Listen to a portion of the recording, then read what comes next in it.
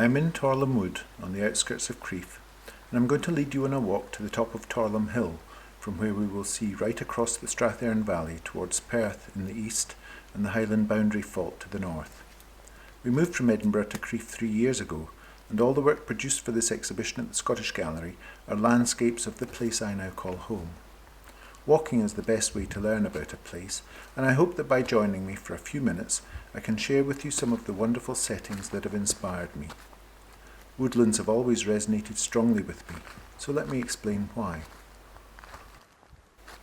In my earliest landscapes, I explored the site of the Battle of Pinkie, near Musselburgh, where the Scottish armies were virtually wiped out in 1547, and one can still see the earthworks that are dug as bunkers for the Scottish defence. In the confusion of battle, the Scots panicked and broke ranks, fleeing the field only to be picked off by horsemen over an area stretching 5 miles to the west. When I painted this series in the mid-1980s, it was a metaphoric reference to the inability of the centre-left parties to mount a united challenge against Thatcherism. A while later I read Simon Schama's book, Landscape and Memory, and I wanted to explore the forests of northern and eastern Poland, where his and my ancestors had come from.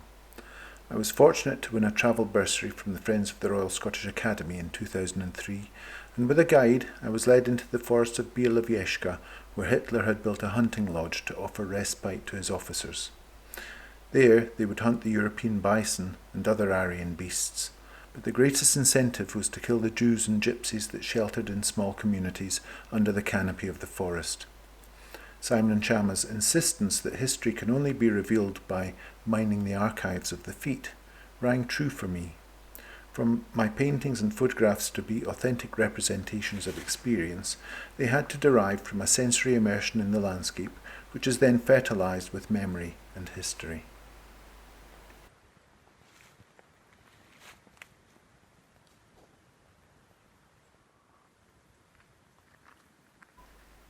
Walking through the woods, I often ask myself, how would Shishkin paint this?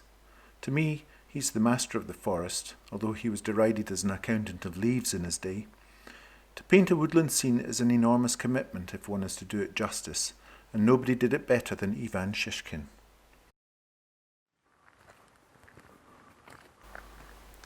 I'm reminded of the woods near my childhood home in Bearsden, a suburb of Glasgow, where my brother and I, with friends, would spend endless summer days exploring our land beyond the reach of our parents. Now in my 60s, these memories linger like a ghost, always present but not quite tangible. My brother and I shared a bedroom when we were young, and I remember that he used to have a recurring nightmare about a woman pushing an old-fashioned pram down a path in the woods, but he could never see the baby's face. He woke in horror at that moment, just as it was about to be revealed. Antonine Hill evokes that memory, with the hooded girl turning to meet a stranger in the middle of the woods.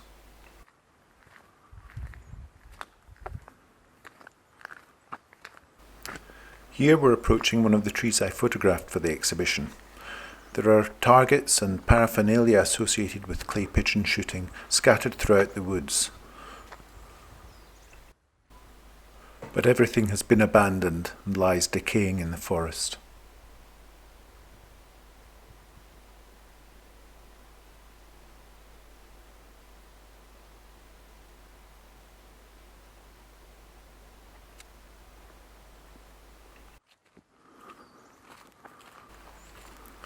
So when I'm walking in the woods, it's not just these woods that I walk in.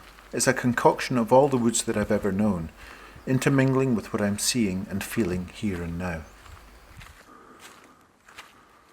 During my travels in Poland, I noticed that girls inhabited the woods on the edges of the large towns. Prostitutes would meet clients there. In the painting Ophelia Waiting, I recalled what I'd only glimpsed, to depict the young Ophelia at the point of her loss of innocence, here self-aware but shy.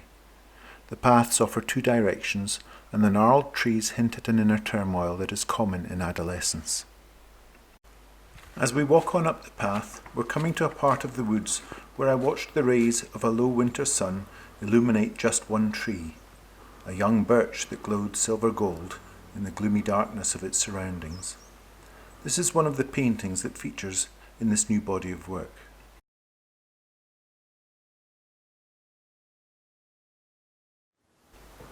I remember walking on this path just after Storm Callum struck in 2018. I stopped to take a photograph of this very tree that had fallen the day before.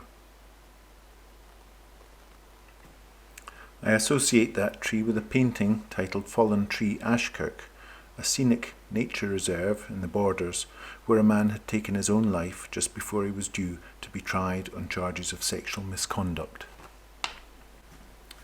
These echoes from the past are continually at play in my paintings, and they derive from my personal history. But the mystery of painting is that the image remains open to new and different interpretations for each viewer who stands before it. One's own memories and feelings are aroused through recognition in a similar way that a particular smell or a piece of music can evoke strong associations that arc backwards in time to an event that suddenly becomes close to mind again. To a large extent, we share the same kinds of experiences in life, and in authentic painting there is no obstacle that prevents us tapping into that wellspring. What we see before us in a painting is what we already know and recognise in ourselves. At this point, the woods begin to thin out and the path becomes steeper. We begin to get hints of the vista that will come into full view in a few minutes. One of the reasons I wanted to take you to this vantage point is that it gives you a sense of the land that I've been exploring these last 3 years.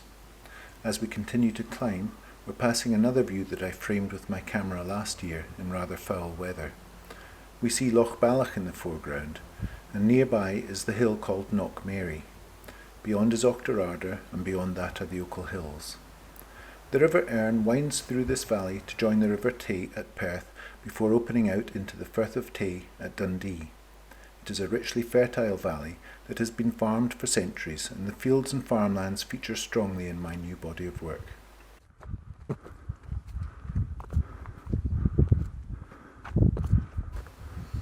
At the top of Torlum Hill, we have a magnificent vista in 360 degrees. Farmlands, woodlands, towns and rivers that form the valley of Strathearn, and to the north we see the mountains thrown up by the Highland boundary fault. 2020 has been a hellish year that has shaken our very way of life, our freedom to socialise, to work, to travel, the devastation of all the lives that have been lost to COVID-19, and all the others that have been so badly scarred by it and by the economic cost that is yet to be met. We have all had to stay closer to home. In the late summer, when it seemed as though we were through the worst of the pandemic and that we could look forward to life returning to normality, I got up to see the dawn rise from Torlum Hill. I wanted to paint a centrepiece for my exhibition that would be a beacon of hope at this bleak time in our history. But hope is still some way off. A dawn will arise when we are at last free of fear, but not quite yet. Let us hope the long night ends soon.